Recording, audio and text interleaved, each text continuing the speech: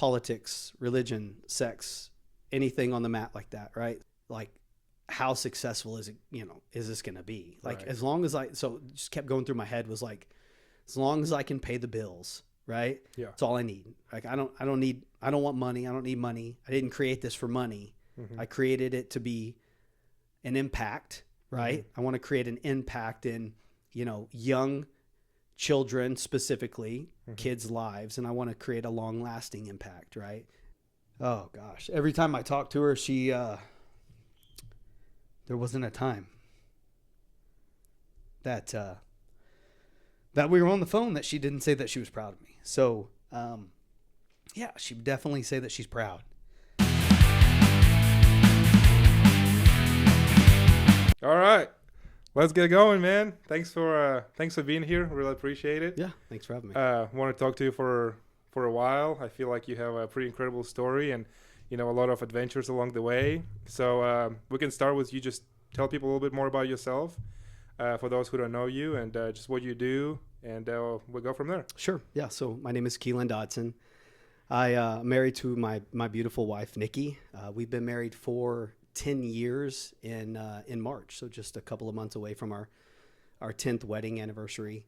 2 teenage girls. So Kylie is 17 and Caitlin is 14. She turns 15 in just a couple of weeks. So, man, they're the light of my life. My kids and my wife, they're everything to me. So, then we have a dog. His name's Wrigley. He's an Australian Shepherd. He is a boy. So thankfully I'm not, outnumbered in my house, all girls to boys. So at least I have the boy dog. So he's awesome addition to the house. And, there's a lot of Taylor Swift played in our house and a lot of TikTok. So that's a little bit about me for my personal perspective. Yeah, I feel that for sure, man.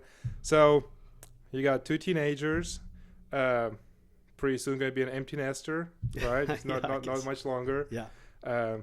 So let's move a little bit more about the business side of things. Like, what do you do for a living? Yeah, sure. Go from there. Yeah. So I have been with a telecommunications company for almost 20 years. I do sales for that company. So it's been a large part of my life since I was 21. I have my 20th service anniversary in April with them. And then, of course, I run a Brazilian jiu-jitsu gym here in the Yukon, Oklahoma City, Mustang area, Culture Brazilian Jiu-Jitsu. So we opened that in July of 22.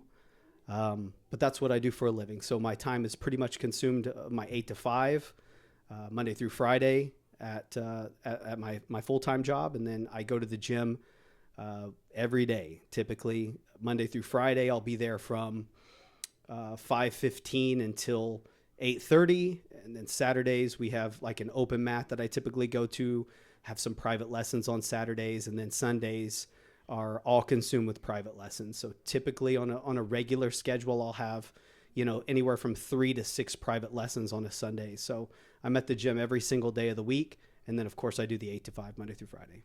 Right. So you have a full-time job and you're the gym owner. Yep.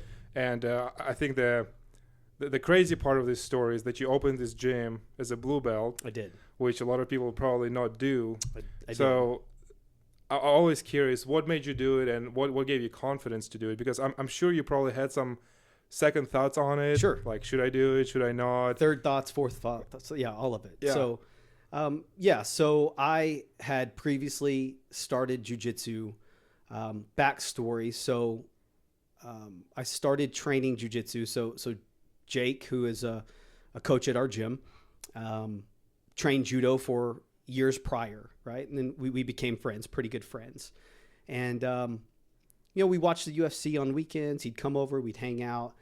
And he moved to Wichita and he's like, man, you should really start, training jiu-jitsu.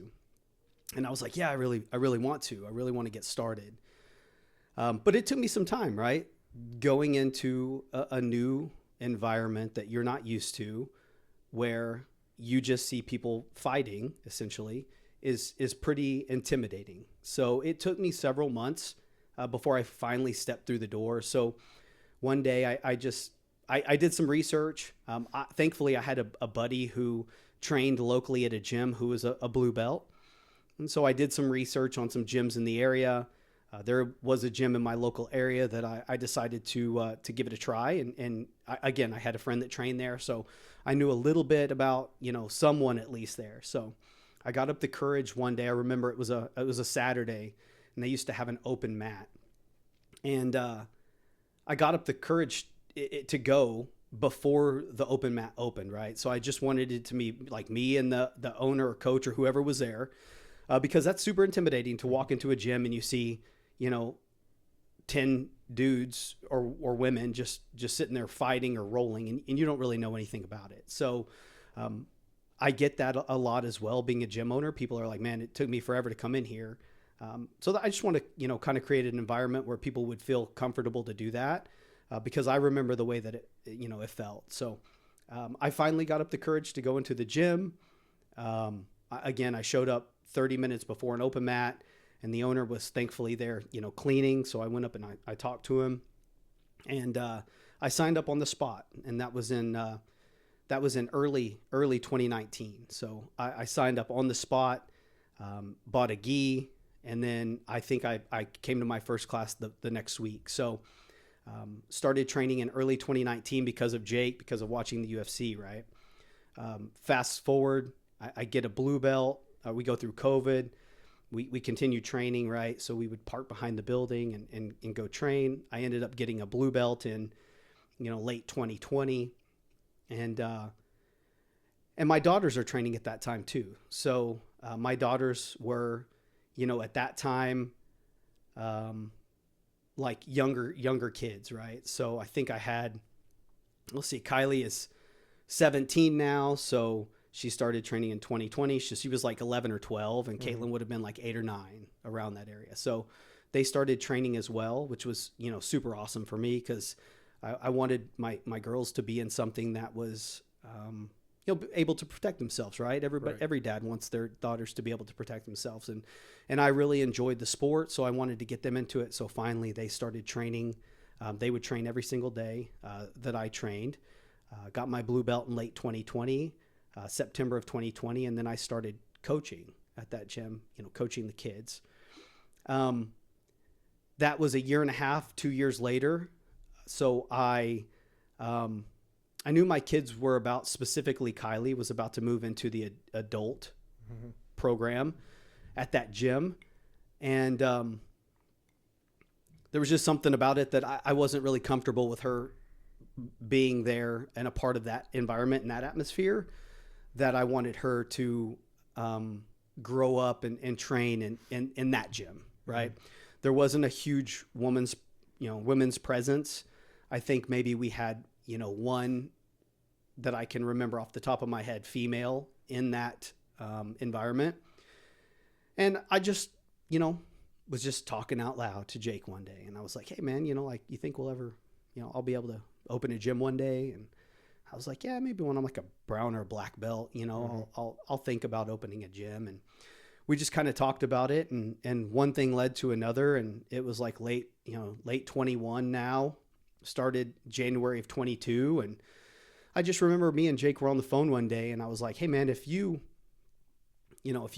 agreed to, come help me open, because he was living in Wichita, and be a coach for me, like I might do it. And we would just always, bicker back and forth about what we would do or how we would run it. And then I remember specifically him calling me one day, and he literally just said, he's like, I'm in, like, I'll move back.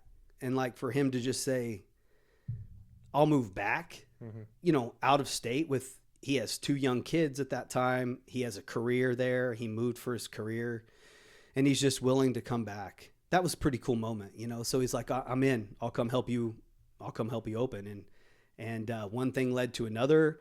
I started looking at, buildings and rent and an LLC.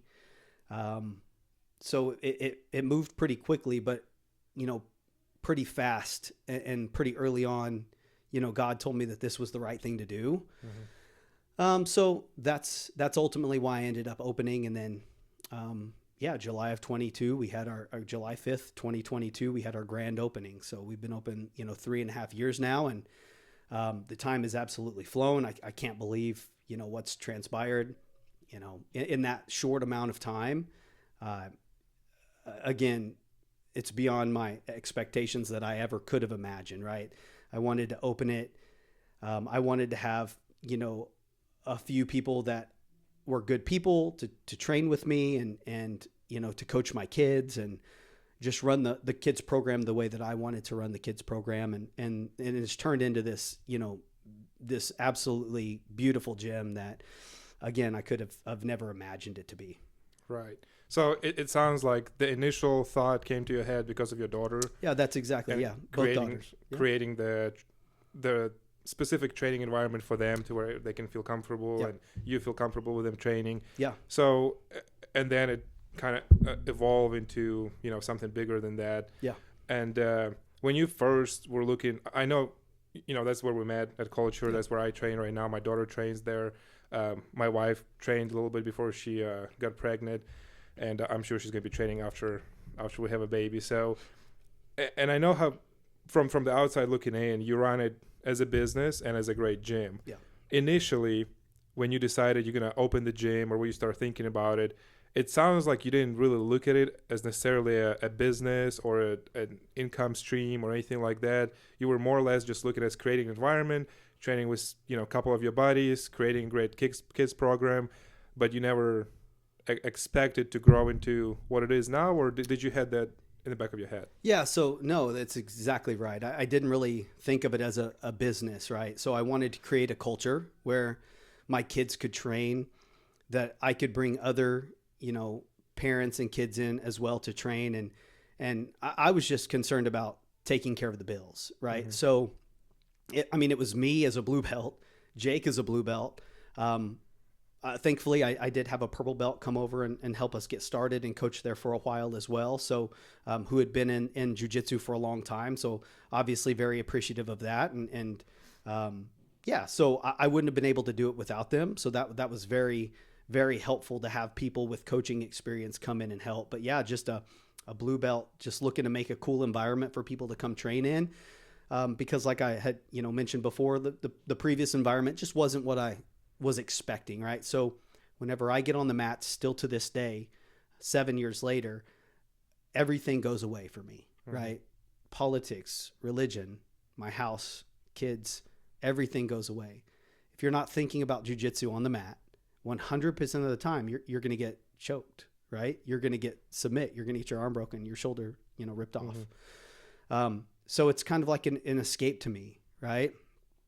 If you're ever thinking about something other than jiu-jitsu when you're on the mat, you probably need to go take care of that, because that's going to be more important, right? Mm-hmm. I can remember early on, it was maybe a year and a half in or 2 years in. I remember going to the gym and before I had mine, and I don't remember what happened, but I think maybe me and the kids or maybe one of my daughters got in an argument or something, right? Mm-hmm. And when I got to the gym, I bowed in, I warmed up, and then that's all I could think about. So I literally got my stuff, said goodbye to the head instructor, the owner, and said, "Hey, I gotta go. I'm thinking about some other stuff. I apologize, but I just wasn't in the right mind space," right? Mm-hmm. So that's kind of how I viewed jiu-jitsu, right? I want people to come in and get away from the world, right? We all do the best that we can, but this world isn't perfect, mm-hmm. right? So whenever you come in to train at Culture, we're not going to talk about politics, religion, sex, anything on the mat like that, right? So we're gonna keep it professional. We're gonna talk about jiu-jitsu because I want to get away from the world, mm-hmm. right? Whenever I'm in those, times and on the mat. So right. Yeah. What was it like day one when you guys opened the door? How many people you had in, and what was going through your head? Yeah, so we had a grand opening event, and I put it out there like crazy, right? Like social media. So this would have been early July 2022. I don't remember the exact date. I believe our first classes were July 5th, but I'm pretty sure we had a grand open mat is what I called it. Mm-hmm. in like maybe July 2nd or 3rd or something, right? The prior weekend. And I social media'd it like crazy. I printed out flyers. I put them at all the, local like libraries and places like that. And and then we had a couple of gyms. There were multiple gyms there that came to our open mat. But we had like specifically a couple of gyms from different states and different areas, one from Texas, Kansas. They came in to train with us. And there were, 80 to 100 people at that open mat, I would guess. And we got several signups from that grand open mat, right? So to this day, we still have a couple of kids that literally came to that open mat and signed up on that day. So I think our first class was, it was Jake, myself, purple belt coach that I mentioned before. And then I used to have a really good buddy. His name's Ethan, trained with us as well. He's a white belt at the time, trains with JT Torres in New York now. So was a good friend of mine, great brother. But he helped us with that first class as well. So we're like 4 coaches on the mat. And I think there were probably, if I want to guess, like 8 to 10 kids. There were a few kids that came and trained from the other gym and followed us. And obviously very appreciative of them, right? They didn't have to do that. But so we had a handful of kids come and follow us to that first class. And then we had, a few new kids. So like I would say like 8 kids, 10 kids maybe at our very first class. I remember a photo that I have of that picture, on the OG side, on that original side where we take a photo, and I'm not even in the photo because I was taking the photo. Yeah. So I didn't even think of that at the time. Like, hey, this is the first pick of the first class that we've ever done. And I wasn't even in. Funny story, during that class, they were still getting the building ready. So like they're still drilling on doors. Like, so, thankfully for us, that building was pretty new. We were besides the family in the building, we were the first business in it. So, and it was completely bare. Like it was an empty room of still bars, no walls, anything. Floor was not done at all. So we really got to go in and, model the whole gym. It's not that much because there's no walls or rooms or anything, right? It's just a big open spot, but we really got to model it how we wanted to. So, but yeah, I wasn't even in that first picture. Yeah. But if you pan just to the left a little bit, you'll see a construction worker like drilling a door in or something, or like, wow. Yeah. So did you, after that first open mat, or let's say after the first class, after your grand opening, you had your first class, 8 to 10 kids, 4 coaches, you go home after that. What's going through your head? You like, oh yeah, things that you would obviously, what am I doing? Right. There was so much doubt in the beginning, as with, I would assume that's with any business, right? This was the first business that I had ever opened. It's the first LLC that I created.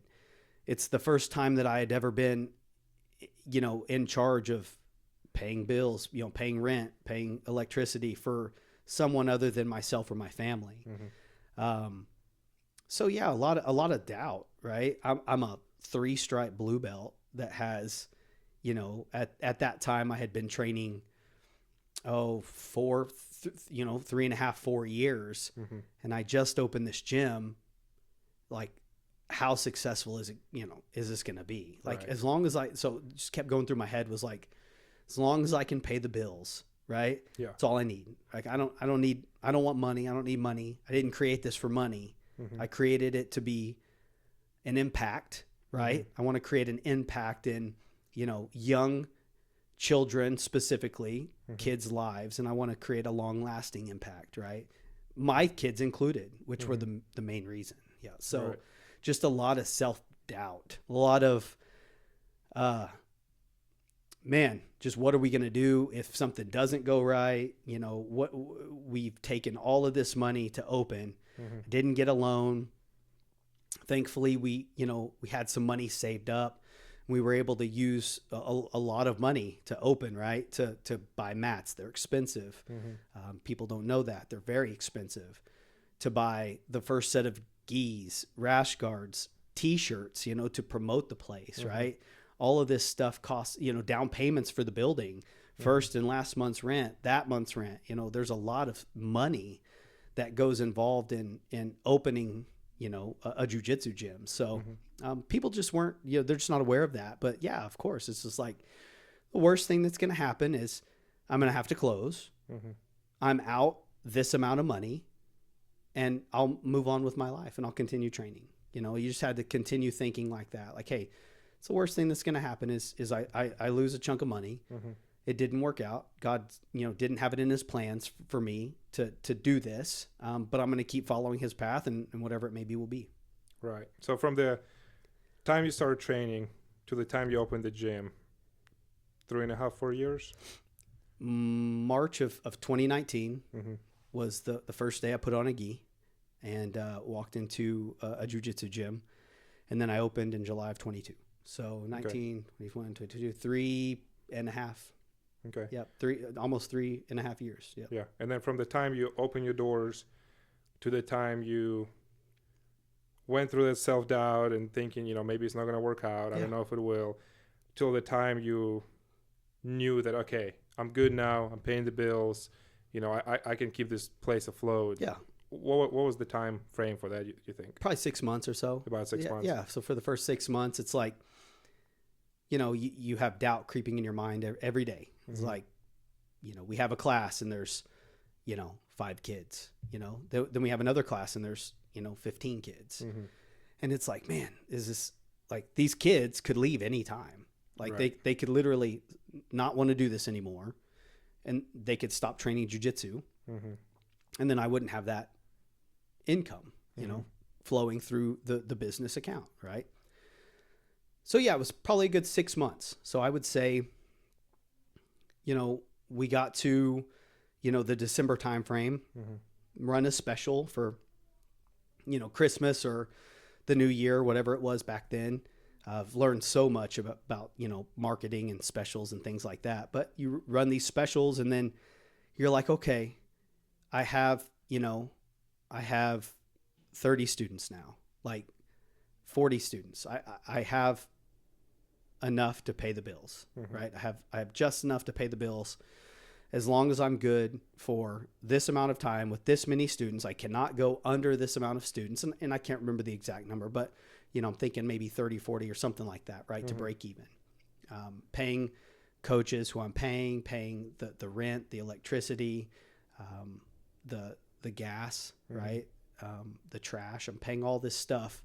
And yeah, so once you had, you know, a cushion above that, you're like, okay, now we're getting somewhere. Like this is pretty cool.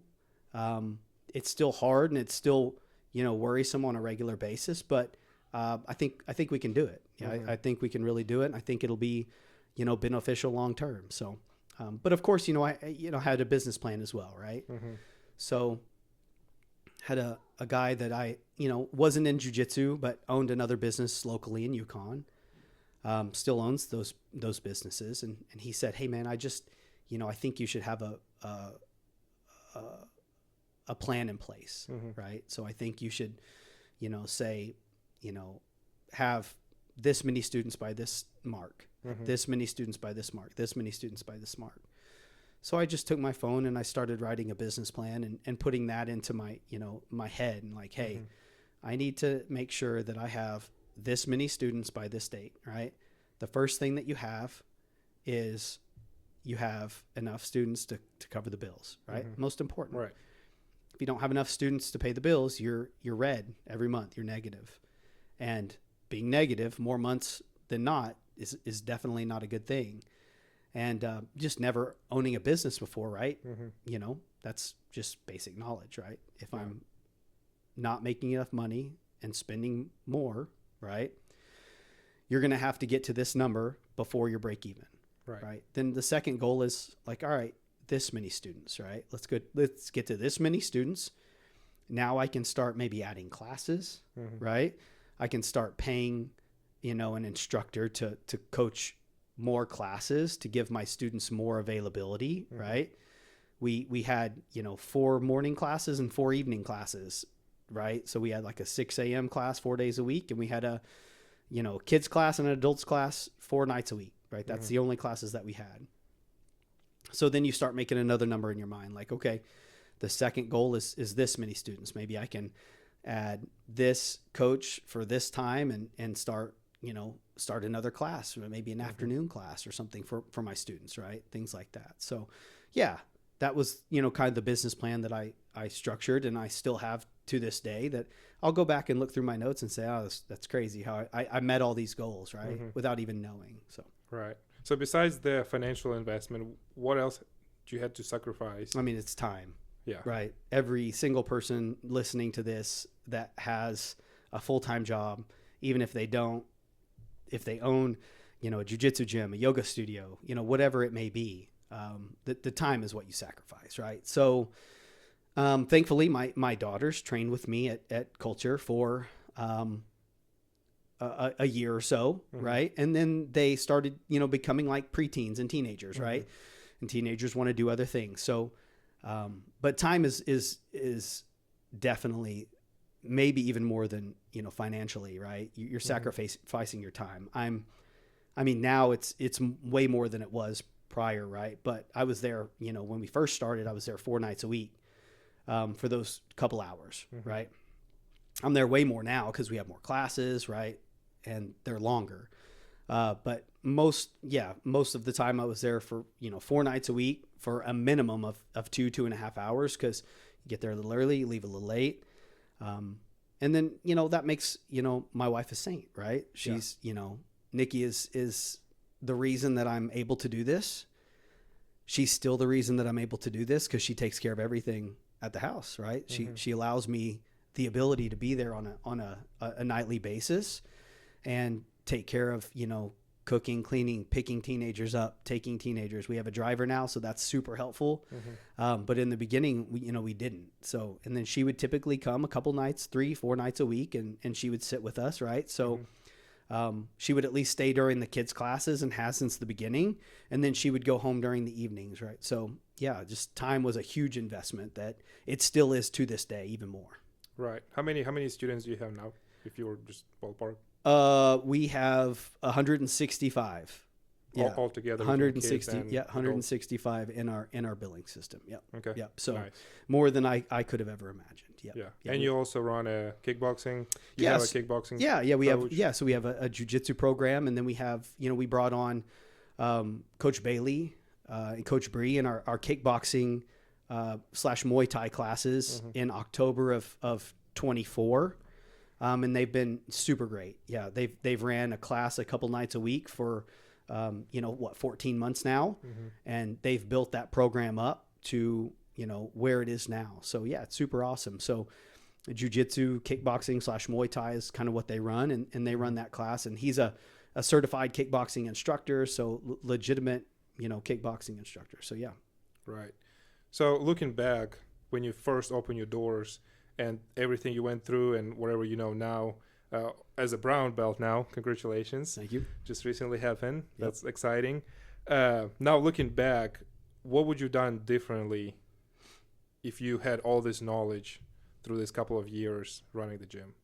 Yeah, I mean, there's a lot of things, business perspective wise that I would do differently, but my answer is going to be nothing, right?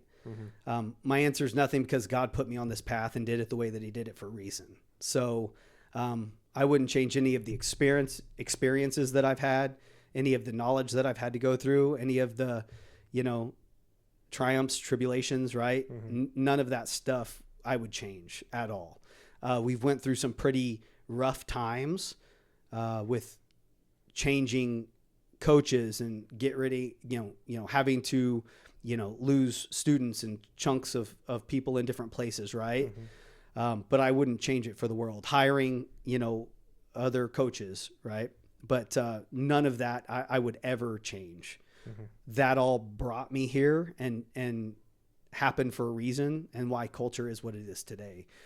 There are obviously business things, right, that you would say, man, I could have marketed differently, right? I could have spent money elsewhere in different places that I maybe should or shouldn't have, right? But experience-wise, I wouldn't change a single thing. Yeah, it's been a blessing. The bad times, the good times, the rough times, all of it. It's been a blessing, and I wouldn't change it for the world. Right. What's your vision for the culture a couple years down the road, 5 years down the road? Yeah. So, every once in a while you'll think about like what you want culture to be, right? Mm-hmm. What do I want culture to be in the future? Right now we're in a great spot, right? We have a fantastic kids program. We've split the classes between our younger kids, 3 to 6, and then 7 to 12. Mm-hmm. So we split those classes, and then we've also split the bigger kids on 2 separate mats into, fundamentals and advanced, right? Mm-hmm. So we're lucky enough to have 2 separate mats so that we can run multiple classes at the same time, which is awesome. We expanded in June of 24, and that allowed us to open a whole new side. And so we're up to 3,600 square feet total. So we have 1,800 square feet on one side and 1,800 on the other. So we were able to split the classes, split the kids' classes, shorten the amount of time that the little kids were there, because those 3 to 6-year-olds don't need 40, 50 minutes of class. Mm-hmm. They need a 30-minute period of class where they can focus. We were able to split the advanced and the fundamental kids, right? So those younger, more fundamental students that have just started don't learn advanced techniques. But on the other flip side of that, the kids that have been training for 2 years, 3 years, are gray and black belts, yellow belt, don't have to learn the same scissor sweep, over and over and over. We can split those sides. Right. So we have a fundamentals and advanced side. Our adults, Professor Louise has been, great. He's been with us for 2+ years now. October 1st, 2023 was his first class. He's been a blessing to come in and help our adults grow and grow that part of our program. Mm-hmm. So I would eventually like to see maybe like a teens only class, right? Mm-hmm. Or a fundamentals only class for like white belts up to, maybe a year and a half, even year and a half, because everybody needs those fundamentals, right? So right now our adults are training together, but I would like to see, I have a vision of, maybe separating those classes into like a teens only class, mm-hmm. a couple times a week at least, and also fundamental adults program. So those are a couple of things that I would like to see on the horizon. I would like to also see, maybe like a homeschool class. Those are some things that I've thought about. Mm-hmm. Is having a homeschool class, couple times a week. I have a buddy in Texas who just got his black belt.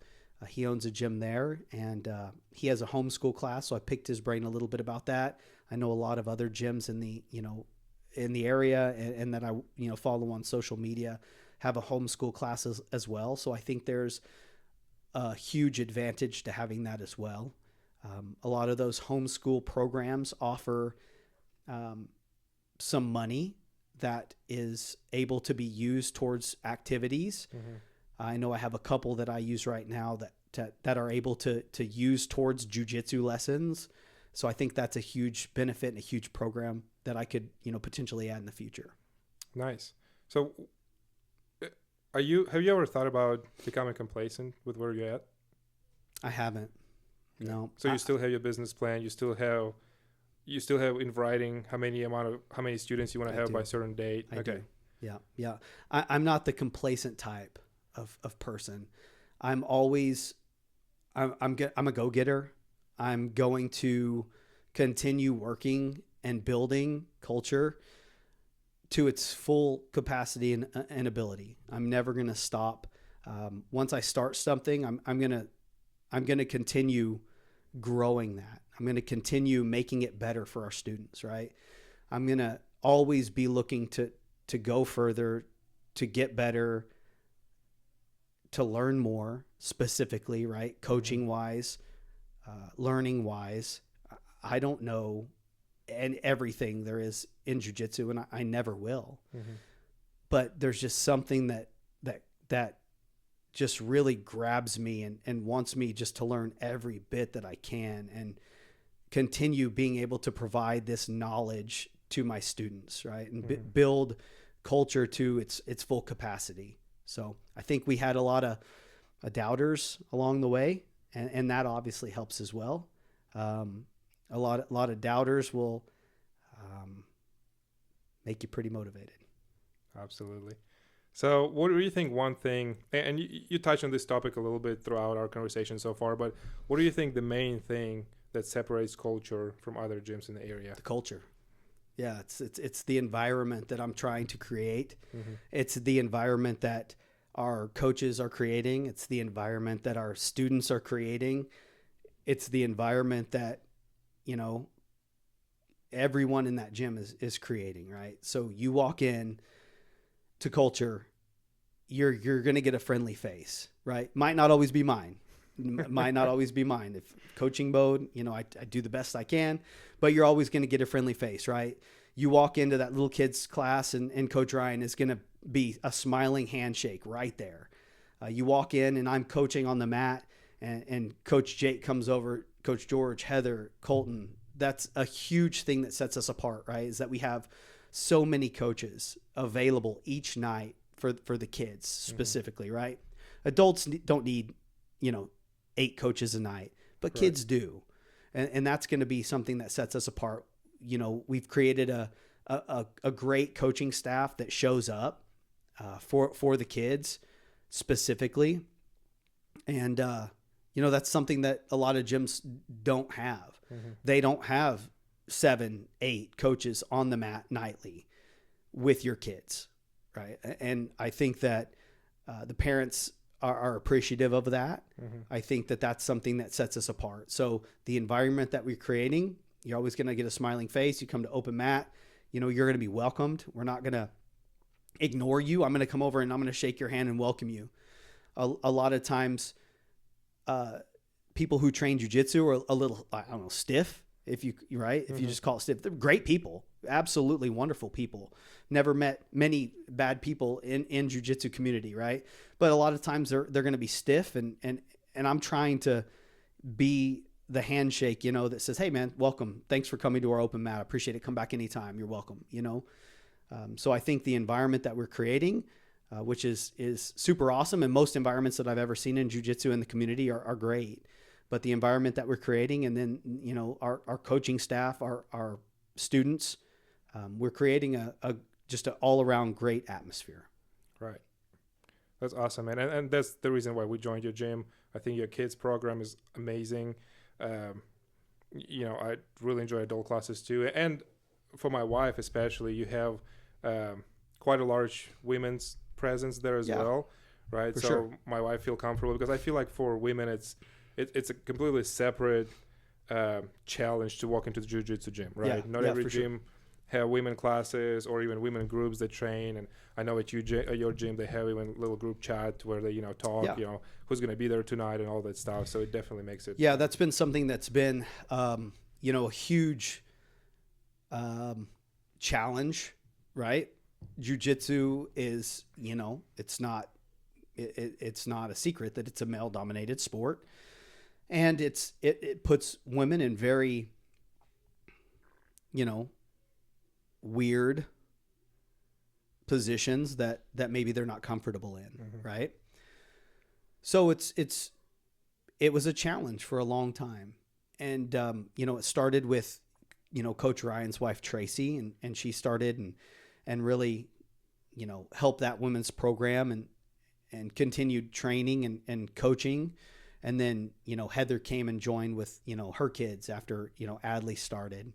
And so now she's a coach and she has a blue belt and she's really taken on like the leader of that women's program. And then just being a safe place for those women to go. And then, we'd get a couple women and then they'd stop. And then we'd get a couple women and then they'd stop, right? But Heather has just been a great addition to our women's program. And I think it starts with the leader of that program, which was Tracy. And now, it's moved on to Heather. So yeah, it's just a great atmosphere where they come in, they feel safe training with each other. They feel safe and comfortable training with Heather. Hopefully, Louise and myself and Coach Jake are doing a good job, teaching her the the fundamental techniques and different techniques that she can, move on to those women. So yeah, it's a great atmosphere. Now I think we have 10 or 11 women that are signed up and students of ours now. And it's better than it's ever been for sure. Yeah. It's a great spot.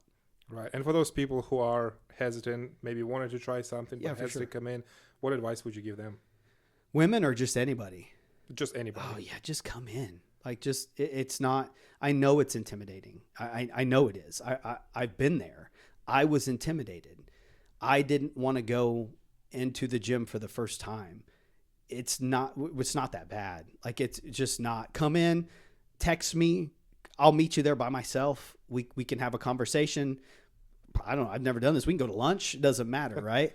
Like it just come in and talk to us, come in early. I'll be your partner. It's not anything that, is nothing. Don't be intimidated. Right. I know that's easier said than done. If you're a woman and you want to try jiu-jitsu, like contact the head women's coach of that program. Right. Some people will contact me and I'll say, hey, this is Heather, and we'll put them in a group chat, and then Heather will start talking to them individually. Right.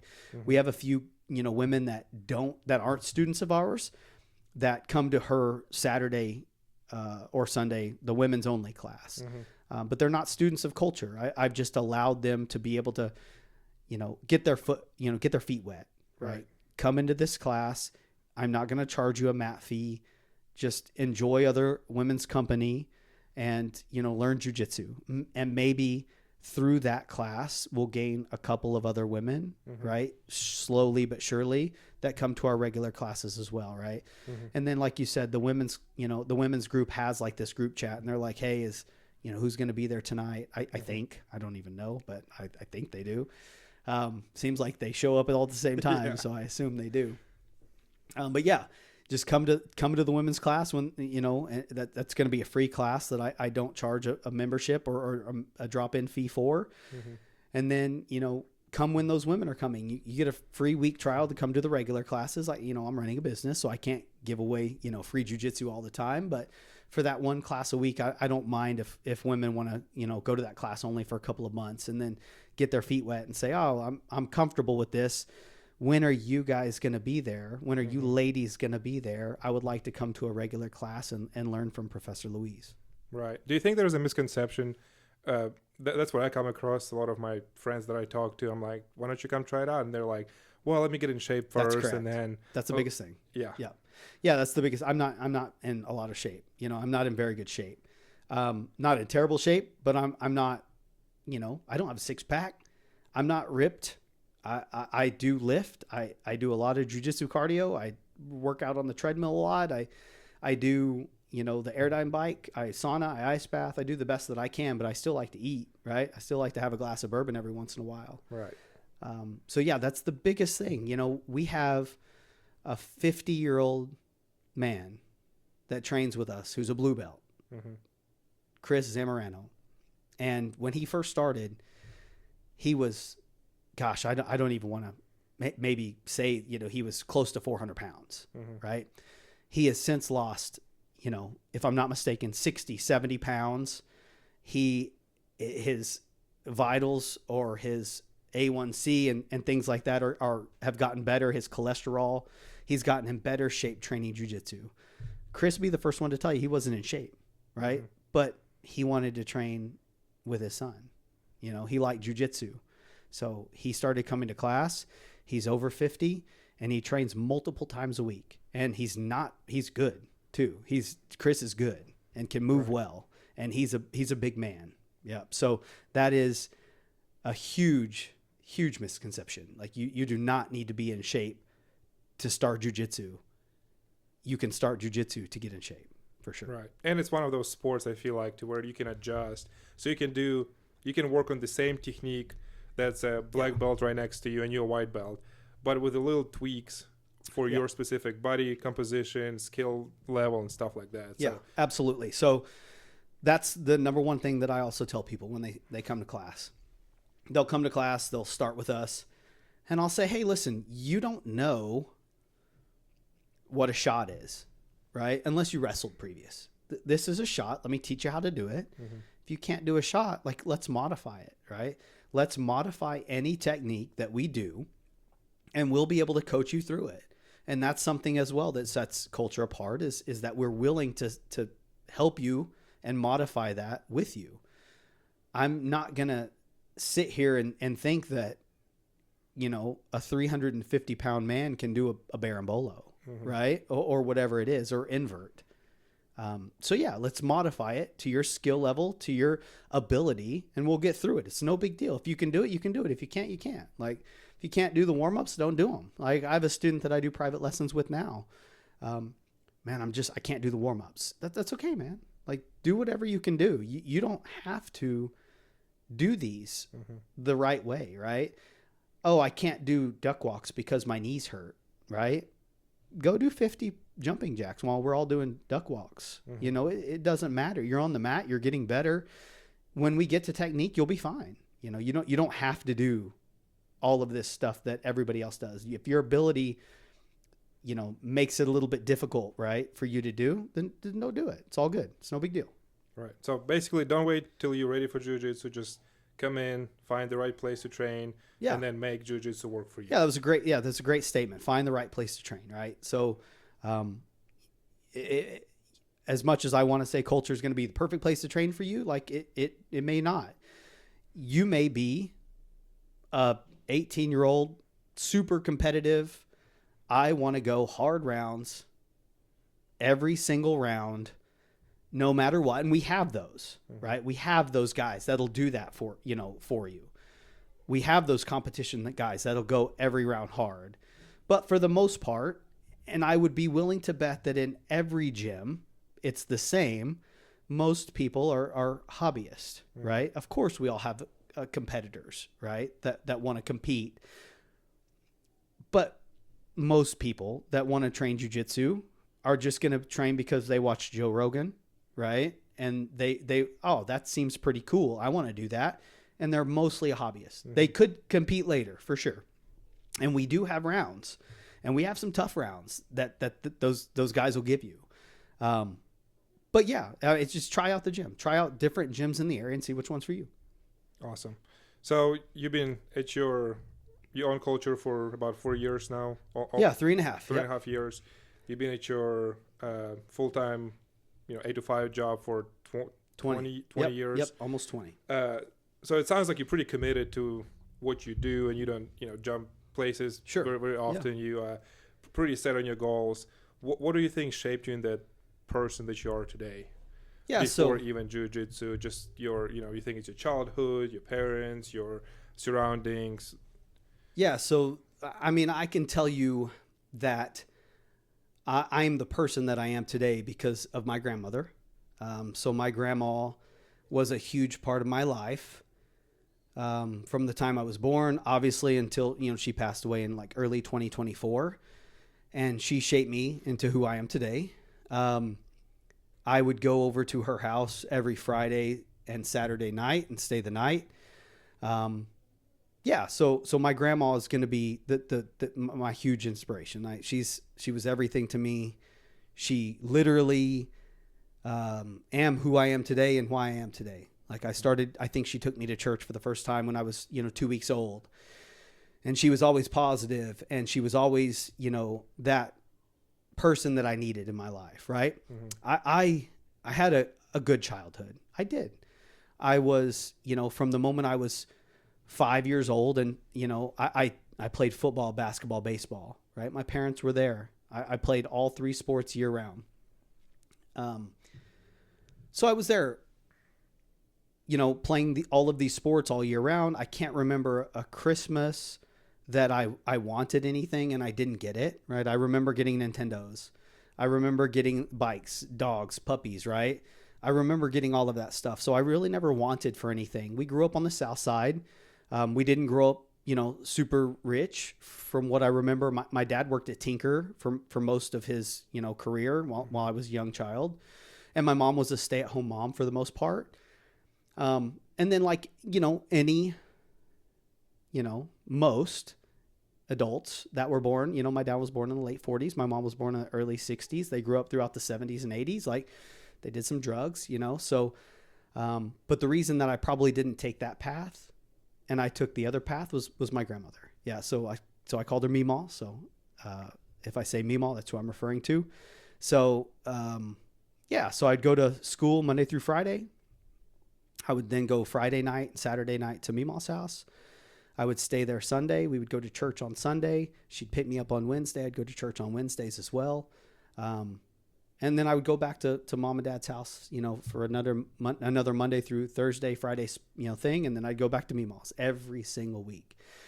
And, I had readily available things that I knew weren't good for me or illegal, right, in front of me on a daily basis. And I just chose not to go that path because of her. Yeah. So she's definitely the reason that I am today who I am. And, I owe everything to her for that, for sure. Oh man. What do you think she would say to you right now, looking at everything that you accomplished? She's trying to get me emotional now.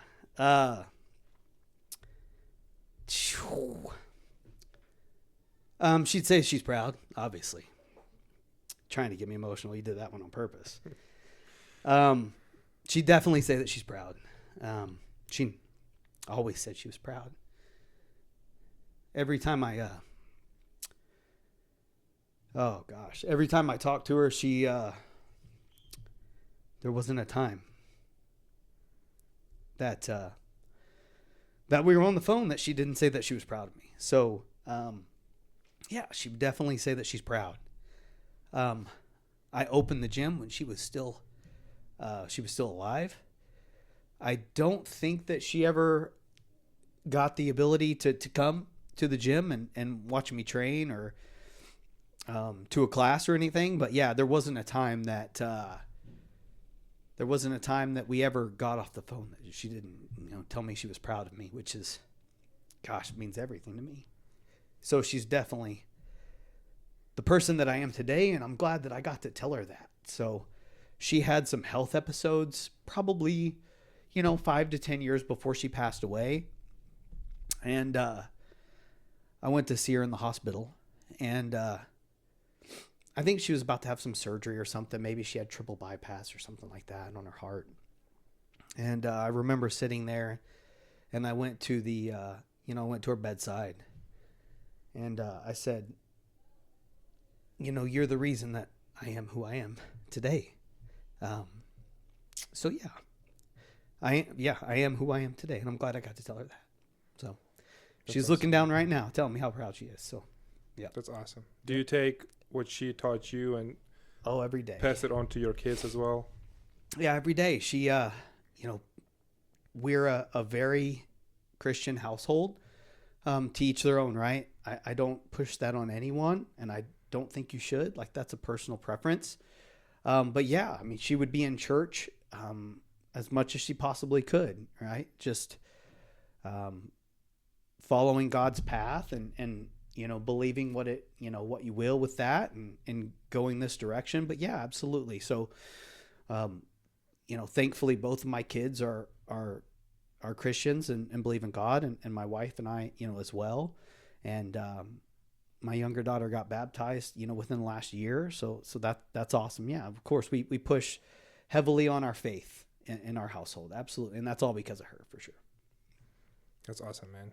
How is kind of rewind a little bit back to the, you opening the gym and stuff.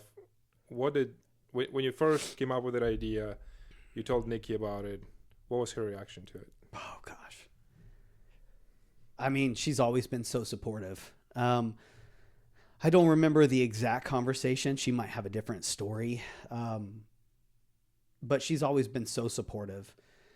And my message to her was always just, hey, listen, as long as I can get to this number by this time frame, as fast as I possibly can, we're going to be okay, and like whatever happens. We have to be comfortable losing this bulk amount of money, right?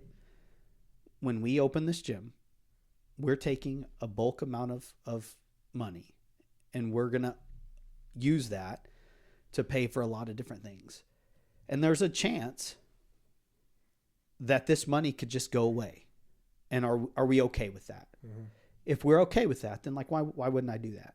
You know what I mean? As long as we're okay with this amount of money going away and not coming back, then there's nothing to be concerned about, because that's the worst thing that could happen. Right. You know, that's the worst thing that could happen. So she never told you crazy? You just Oh, she probably told me I was crazy. Yeah, she probably definitely told me I was crazy. But no, I can't remember. I can't remember if she ever said, you know, are you sure that's a good idea? She's always been in my corner for that, for sure. How'd you two meet? We met working. We met at work. We met at work in 2014. So we started working together, and you know, I was previously married, and so was she, and we had gotten out of those marriages, and yeah, we met at work, and we started dating at work, and we got married while we were working together still, and yeah, so that's how we met. We were working together, and then it led to, you know, dating, and then eventually getting married, buying a house, and we continued working together for another year or so, and then I moved jobs. Yep. Nice, man. So between your full job, coaching at Culture, running the gym, being a dad, do you have time for anything else? Do you do anything else? Yeah, I do a lot of stuff. I do too much stuff, probably. Yeah, I like to fish. I'm a huge fisherman. I love to go out and fish. I have a kayak, and I like to take that out. Thankfully, you know, I can go early in the morning during like the summer and the spring. So you can go pretty early in the morning and fish. Before, you know, if I decided to go during my, you know, the weekday, I could go before work. Obviously, the gym, you know, Professor Louise coaches on Tuesday and Thursday mornings early. Typically don't make those early classes since I'm there every day late. But yeah, so I can go early to fish. I enjoy golf. I like to go golfing, which we've recently, you know, golfed a little bit together. So I like to go golfing. I like to hunt during hunting season. I'm a big hunter. I like to hunt deer. Going bear hunting in Alaska in June. So that's going to be an awesome experience. So I just love to hunt. I love to be outside. I got into bourbon, you know, in 2020. So I have a buddy, his name's Kyle. He was into bourbon, and, you know, I wasn't really a huge whiskey guy, and, didn't, you know, really drink all that much, maybe a few beers here and there. But, you know, I was at his house, and he's like, hey man, you want to, you know, drink? And I was like, yeah, sure, man. I'll try it.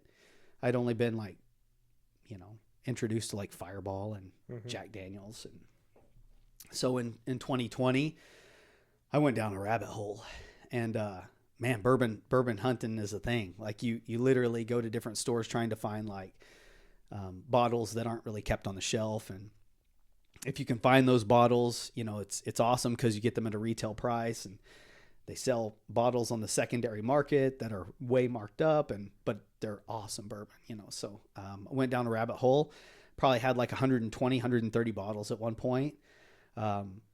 When it was like, when I was heavy into hunting, like trying to find out what you like. Obviously, I don't have that many now. I've kind of gotten out of buying bourbon a whole lot in the last, you know, few years, but I still enjoy a nice bottle. This is a very nice bottle. So I thought it'd be cool to have this one here and sip on while we're doing this podcast. Yeah, that is an awesome bourbon. What's your favorite one? I mean, this is the best bottle I've ever tasted, for sure. It's also the most expensive bottle I've ever tasted. So, yeah, so there's a lot of different bourbon manufacturers and varieties of bourbon. So, this is William LaRue Weller. It's out of like a Weller brand. So I really enjoy like the Weller brands. I really enjoy the Maker's Mark brands. I really enjoy like Buffalo Trace brands. So that's kind of what I lean towards is those few brands of bourbon. But it's just so crazy, because there's different notes and flavor profiles and textures to every single bourbon that you taste. And I think that's why I kind of I like it so much, is because there's just different profiles and flavors and notes and things like that. It's kind of like jiu-jitsu, right? There's so many different moves and techniques and places to go, and they're pretty similar. Right. And for someone who just maybe starting out on bourbon, do you have a recommendation on their first bottle to start with, or just something to try Yeah, out? of course. Like my first bottle was Woodford Reserve. Mm-hmm. Like it's a great bottle, a $35 bottle, something like that. It's not going to be your, Jack Daniels or Jim Beam, right? So it's going to be a little bit of a better bourbon than that. But I think that was my first one, was like just a Woodford Reserve, just a very nice bottle to sip. That's not very expensive. Yeah, that's, or there's a lot that I could recommend for sure. So, there's a green label Weller. It's called a Weller Reserve. It's probably 1/10 the price of this one, retail. But yeah, that's a great bottle as well. So I still enjoy that green label Weller Reserve as well. Mm-hmm. There's so many that I prefer. Yeah. That's awesome. What's your biggest fish you caught? Oh, not very big. Not very big. I've been fishing my whole life. The biggest fish I've ever caught is a catfish. Right. I think I've caught like a 10-pound catfish before, which is not very big, but typically what I do is bass fish. Okay. So I think maybe like a 6.5-pound bass is the biggest I've ever caught. Relatively speaking, like if we were together and I caught a bass that big, you'd probably be like, wow, that's pretty big, right? But like in the bass world, like it's not that big. Yeah. But 6.5-pound bass, pretty good size. I don't go to a whole lot of lakes. I like more of like a pond fishing type of environment. I feel like I can put my kayak out on the water and just go around to different places and fish wood piles and things like that on a pond. And you're not going to see, like, typically speaking, like bigger 10+ pound bass on like a pond, right? Those would be in like, there are obviously, but you'll find those bigger bass on like larger lakes.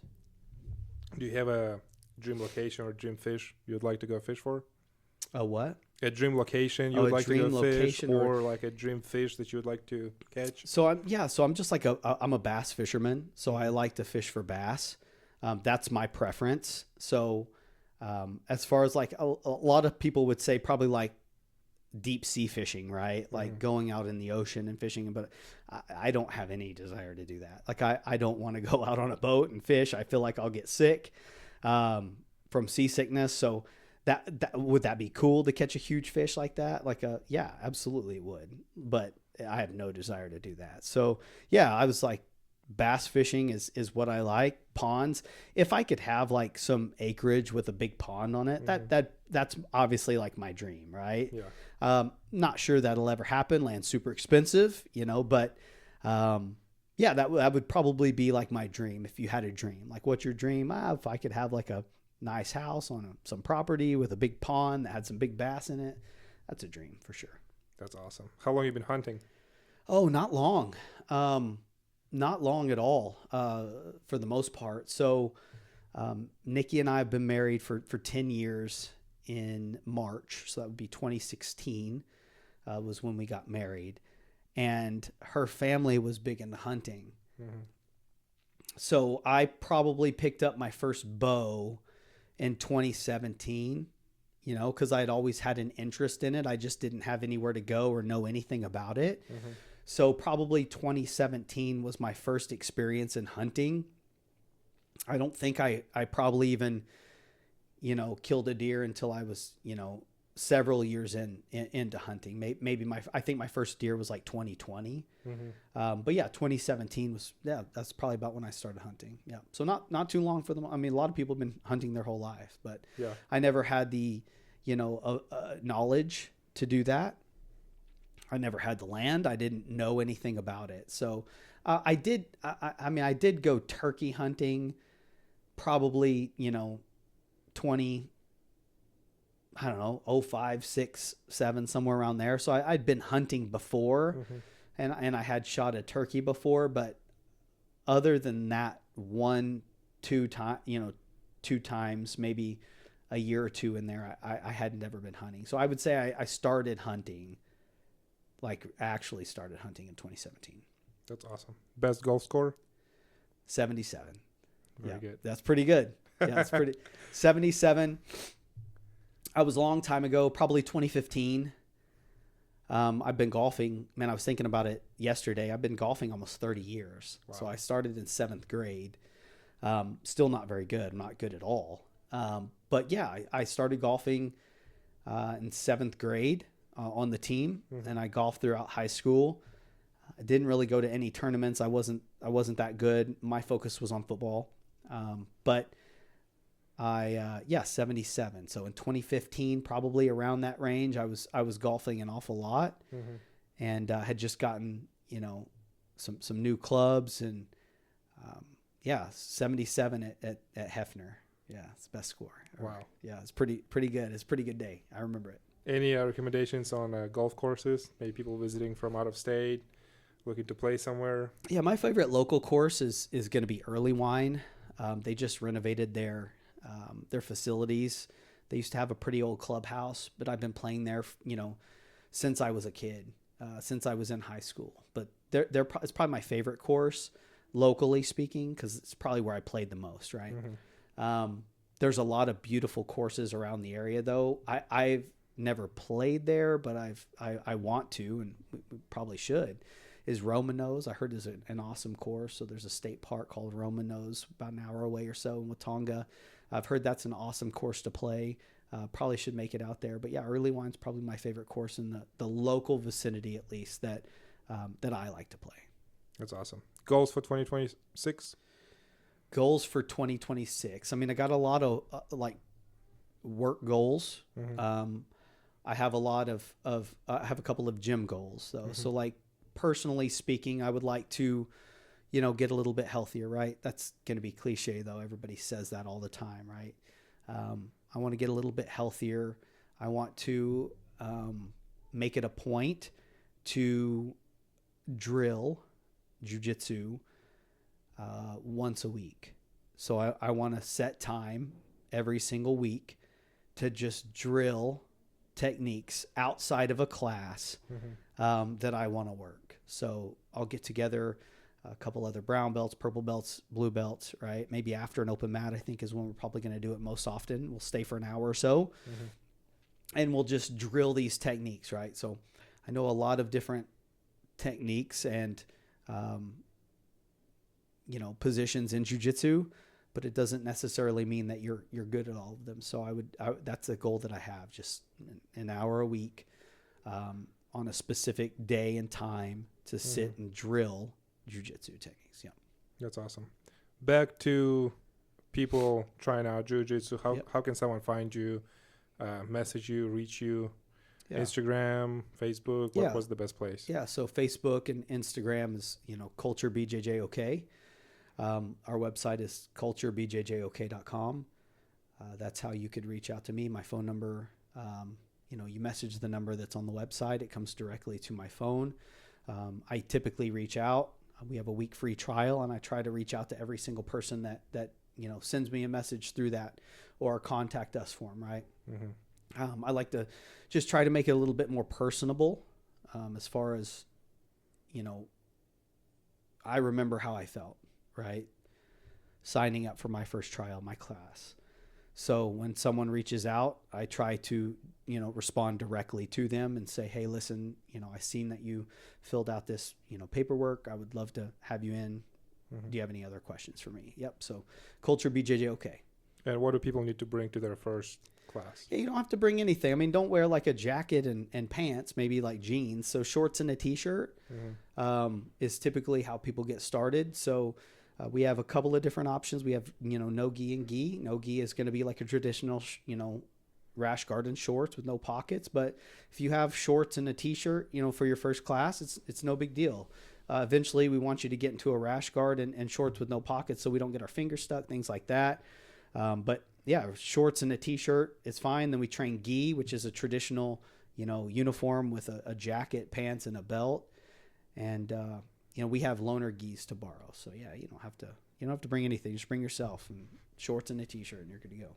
That's awesome, man. Well, I really appreciate you coming on and sharing your experience. Is there anything you want to leave people with, maybe who are waiting to start something, not necessarily maybe jiu-jitsu, but a business or some new, adventure in their life, and they're just a little bit too scared or too unsure, or think that people are going to judge them Yeah. or anything like that. Yeah, just get into it. It's not that intimidating. It's all good. So whatever you're looking to do, just trust God, trust your faith, whatever that may be. Lean on that to get through it, and just go for it. That's awesome. Well, I really appreciate it, man. I hope people will come and train with us, and Yeah. we'll meet some new people, and yeah, that'd be awesome. Awesome. Thanks for having me on. Appreciate it. Thank you. Appreciate it.